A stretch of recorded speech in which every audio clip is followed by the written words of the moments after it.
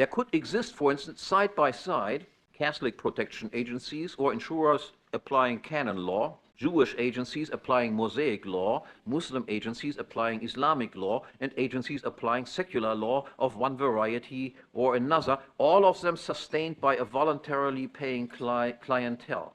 Consumers could choose, so to speak, the law applied to them and their property, and no one would have to live under a foreign law. Now, on the other hand, the very same system of private law order and private production of law and order would promote a tendency toward the unification and the harmonization of law. Because the domestic, so to speak, domestic, Catholic, Jewish, Roman, Mosaic law, whatever, would apply obviously only to the person and property of those who had chosen this law. Canon law, for instance, would apply only to professed Catholics and deal solely with intra-Catholic conflict and conflict resolution. That is, with conflict resolution between two Catholics that have voluntarily subject themselves to this canon law.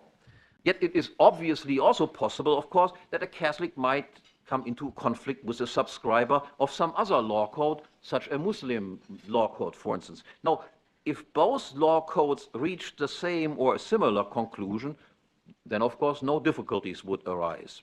However, if competing law codes arrived at distinctly different conclusions, and they would definitely do so in some cases, then obviously a problem arises. That is, the domestic, the intra-group law would be obviously useless, but naturally every insured person would want protection also against this contingency, namely the contingency of intergroup conflicts. Everyone knows that can of course happen also.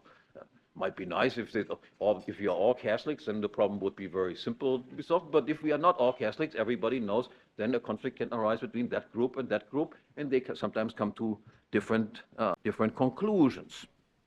So in this situation, it cannot be expected that one insurer or the subscribers of its law code simply subordinate their judgment to that of another insurer and its law. Rather, as I have already explained before, in this situation, there exists only one credible and acceptable way out of this predicament. And that is, from the outset, every insurer would have to be contractually obliged to submit itself and its client to arbitration by an independent third party. And this party would not only be independent, but at the same time, it would be the unanimous choice of both conflicting parties.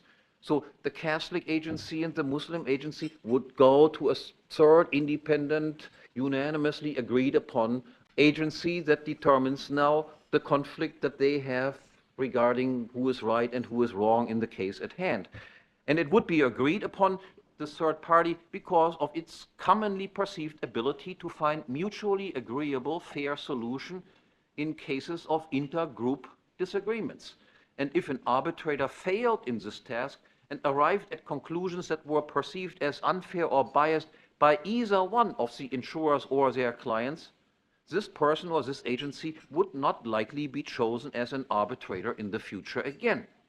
And as a result then of this constant cooperation of various insurers and arbitrators, a tendency toward the unification of property and contract law and the harmonization of the rules of procedure, evidence, and conflict resolution would be set in motion. Again, it is important to realize that a variety of law codes does not at all exclude a development toward a harmonization of laws as soon as it comes to conflicts between these rival law codes. Quite to the contrary, there is a pressure to then develop universal law codes that apply, so to speak, to all these different law codes that are applied to internal groups. So a tendency towards the unification of property and contract law and the harmonization of the rules of procedure, evidence, conflict resolution would be set in motion. So in buying protection insurance, every insurer and every insured becomes a participant in an integrated system of conflict avoidance and of peacekeeping.